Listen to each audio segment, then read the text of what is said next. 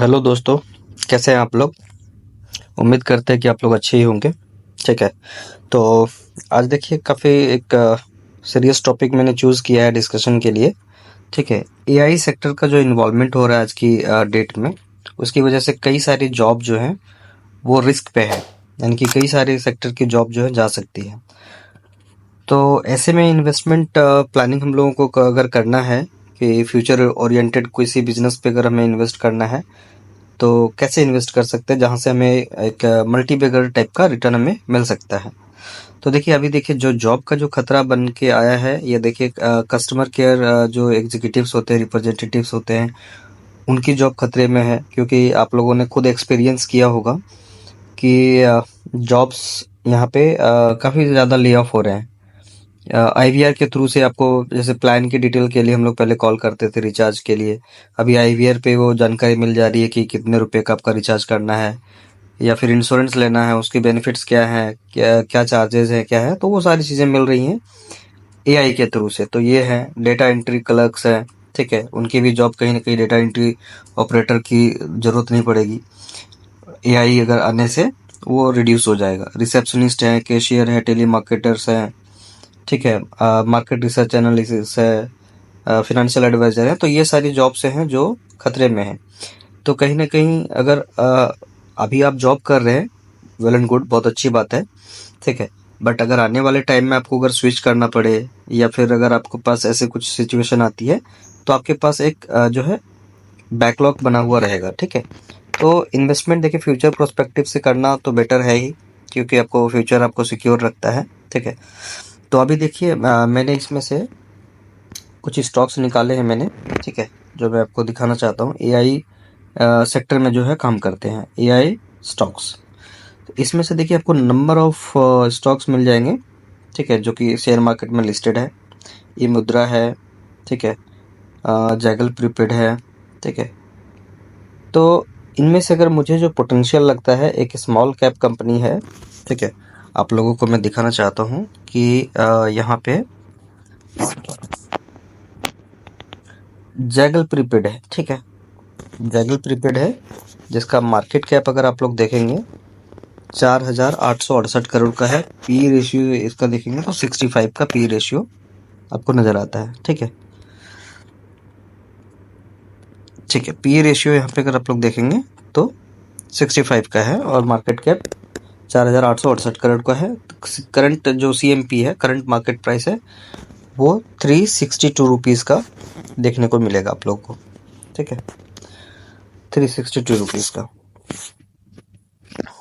Highlight कर देता हूँ ताकि समझ में आए। 362 रुपीज़ का है। अब इसके जो है डिटेल में देखते हैं, एनालिसिस करते हैं कंपनी के क्या फंडामेंटल हैं। ठीक है। अगर मैं आपको दिखाऊं, Zaggle prepaid ocean services limited company का पूरा नाम है। ठीक है, 363 रुपीज़ का है। आज 4.5% ऊपर है आज, यानी कि लास्ट ट्रेडिंग सेशन में जो 21 मार्च फ्राइडे का था। ये एआई सेक्टर में काम करती है। अगर आप लोग देखेंगे, ठीक है,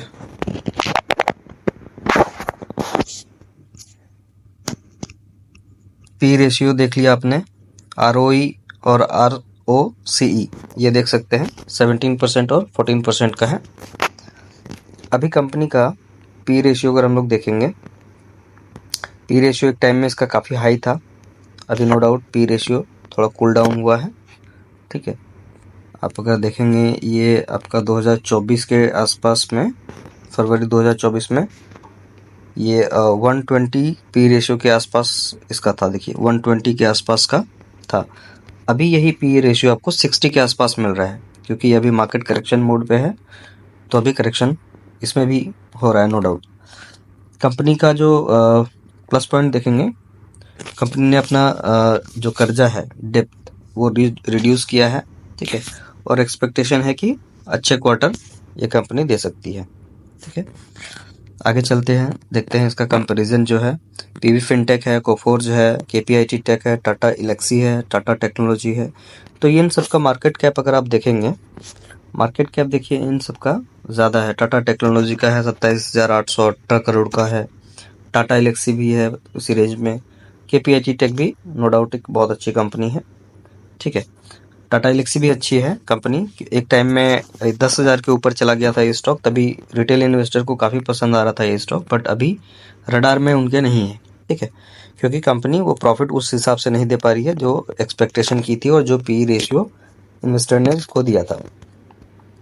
अभी के टाइम में KPIT टेक्नोलॉजी जो है वो काफ़ी अच्छे प्राइस पे अवेलेबल है और कंपनी का काम भी काफ़ी अच्छा है KPIT टेक्नोलॉजी का। अगर मुझे इन तीनों में अगर कंपैरिजन में अगर बेटर पूछा जाए तो टाटा टेक्नोलॉजी, टाटा एल्क्सी और KPIT टेक में तो मैं KPIT टेक को मीडियम जो मिड कैप रेंज में होता है उसको मैं प्रीफर करूंगा KPIT टेक के साथ जाने में। लेकिन यहाँ पे हम लोग डिस्कस कर रहे हैं जैगल प्रीपेड, जो कि एक स्मॉल कैप कंपनी है। 600 रुपये के आसपास का इसका हाई था स्टॉक का, अभी 362 रुपीज़ में मिल रहा है, यानी कि आपको 42% ये करेक्शन के साथ अवेलेबल है, ठीक है। तो ऐसे स्टॉक्स पे आपको फोकस बना के रखना चाहिए। और एक चीज़ मैं आपको दिखाऊंगा जिससे आपको काफ़ी मदद मिल सकती है इसको एनालिसिस करने में। सेल्स अगर कंपनी का अगर देखेंगे, sales quarter on quarter company का इंक्रीज हो रहा है, ठीक है। अब ये देखिए 89 करोड़ का था जून 2022 में, कंटिन्यूसली ग्रो किया है कंपनी ने। और अभी अगर आप देखेंगे तो 89 से 336 करोड़ के आसपास कंपनी का सेल्स है, ठीक है। अगर मैं आपको इसके दिखाऊं जो क्वार्टर ऑन क्वार्टर इसका प्रॉफिट होता है, नेट प्रॉफिट, वो भी कहीं ना कहीं छोटी कंपनी है, देखिए आपको थोड़ा बहुत अप डाउन मिलेगा, ठीक है, नो डाउट। 6 करोड़ से 8 करोड़ हुआ, ठीक है। फिर आप देखिए अभी कंटिन्यूसली ग्रो कर रहा है, जैसे जैसे AI सेक्टर का काम बढ़ रहा है कंपनी भी ग्रो कर रही है उसके हिसाब से। और अगर हम ईयर ऑन ईयर बेसिस पे देखेंगे तो वहाँ पे आपको काफ़ी अच्छा आपको जंप देखने को मिल सकता है, ठीक है। ये देखिए नेट प्रॉफिट जो है कंपनी का 4 करोड़, 19 करोड़, 42, 23, 44, 75, ये आपको ईयर ऑन ईयर बेसिस में मैं आपको दिखा रहा हूँ। देखिए 2020, 21, 22, 23, 24 और अभी 25 का मार्च क्वार्टर में आएगा तो वो भी ऐड हो जाएगा। तो आप कंटिन्यूसली देखिए इंक्रीज हो रहा है, तो ऐसे कंपनीज पे आपको फोकस बना के रखना चाहिए जो फ्यूचर में अच्छा कर सकती हो, ठीक है। प्लस कर्जा भी कंपनी पे कम है तो अपने बिजनेस को अच्छे से एक्सपेंड कर सकती है, जिसका बेनिफिट इन्वेस्टर्स को और कंपनी को डेफिनेटली इसका मिलेगा। कंपनी की अगर मैं बात करूं जो है सेल्स की, तो ये देखिए सेल्स भी कंपनी का इंक्रीज हो रहा है, 3 ईयर में 48% से इंक्रीज हुआ है, ठीक है। प्रॉफिट ग्रोथ भी आप देखेंगे 42% से, लेकिन स्टॉक प्राइस जो CAGR मिला है वो अभी देखिए 24% का है ओनली, ठीक है।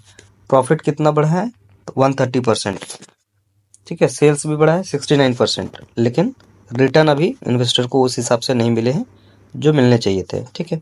तो कहीं ना कहीं एक एक प्लस पॉइंट है। और भी अगर मैं दिखाऊं प्लस पॉइंट, तो कंपनी ने देखिए कर्जा अपना, जैसे मैं बता रहा था कि कर्जा रिड्यूस किया है, कम किया है कंपनी ने। 71 करोड़ का था, 140 करोड़ तक एक बार पहुंचा। इसके बाद अगर अभी अब देखेंगे फिर से कंपनी ने उसको कम किया है, तो अच्छी प्लस प्लस पॉइंट है, अच्छी बात है। कैश फ्लो भी ठीक है कंपनी का, ठीक है। शेयर होल्डर पैटर्न जो कि सबसे ज़्यादा जरूरी होता है। प्रमोटर देखिए काफ़ी टाइम से अनचेंज थे, कोई भी स्टॉक्स इसने बेचे नहीं थे, ठीक है। लेकिन अभी कुछ स्टॉक्स इसने बेचे हैं इस प्रमोटर ने। देखिए प्रमोटर भी बेच सकते हैं, ऐसा नहीं कि बेच दिया तो कंपनी खराब हो गई, बेकार हो गई। अगर उनको ज़रूरत है, फंड की अगर ज़रूरत है तो वो बेच के उसको फिर बिजनेस को एक्सपेंशन के लिए लगाते हैं। इसमें एक मज़ेदार चीज़ ये है कि देखिए फॉरेन इन्वेस्टर जो पहले 15% स्टेक लिए हुए थे इसमें, उन्होंने कम किया, पहले 13%, 11, 5, 6% के आसपास आ गए। अभी आप देखिए इंटरेस्टिंगली इंक्रीज हो रहा है इनका। और जो डोमेस्टिक इन्वेस्टर हैं, जो म्यूचुअल फंड हाउस होते हैं, वो कंटिन्यूसली इसमें जो है अपना स्टेक इंक्रीज कर रहे हैं। आप ये देखिए, ठीक है, DI का 4.5%, 5.5% अभी चल के ठीक है, वो 10.5%, 14.5% तक चला गया। निकल कौन रहे? तो रिटेल इन्वेस्टर, पब्लिक, आम पब्लिक जहां से निकलती है स्टॉक से, वो प्लस पॉइंट होता है। एक टाइम में 44% थे ये आपके रिटेल इन्वेस्टर, फिर 39 किया, फिर 36 किया, और ये लोग अपना स्टेक बढ़ा रहे हैं। प्लस ये पॉइंट है, ये चीज ये भी आप लोग एक ध्यान में रख सकते हैं। तो अगर मैं बात करूं इस स्टॉक की, फंडामेंटली अच्छी है कंपनी, अच्छे सेक्टर में काम कर रही है, जो काफी फास्ट ग्रोइंग सेक्टर है। अगर मैं आपको दिखाऊं इसका रिटर्न, ठीक है, रिटर्न आप देखिए, जैसे मैंने बताया कि कंपनी ने जो है रिटर्न अच्छा दिया है निकाल के इन्वेस्टर्स को। एक दिन में 4.5% ऊपर है, ठीक है। अगर मैं आपको इसका दिखाऊं, 5 दिन का 11.5%, एक महीने में 3%, मतलब करेक्शन में है, 6 महीने में माइनस में है, ठीक है। एक साल में अगर आप देखेंगे तो 31%। इतना क्रैश होने के बाद, मार्केट इतना अप डाउन होने के बाद भी 31% का रिटर्न निकाल के दिया है कंपनी ने एक साल में। कंपनी को लिस्ट हुए भी ज़्यादा टाइम हुआ नहीं है। कंपनी जो अभी मार्केट में आई है वो आपका सितंबर 2023 में आई है कंपनी, और तब से अभी करेक्शन के बाद देखिए ऑल टाइम हाई इसका, मैंने जैसे बताया आपको 600 के आसपास का था। ये देखिए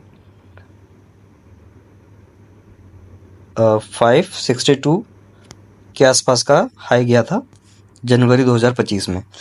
तो जब से लिस्ट हुई है कंपनी, लिस्ट हुई थी 158 रुपीज़ के प्राइस पे, तब से कंपनी ने मोर देन डबल करके दिया है इन्वेस्टर्स को, अपने जो इसके इन्वेस्टर्स हैं, ठीक है।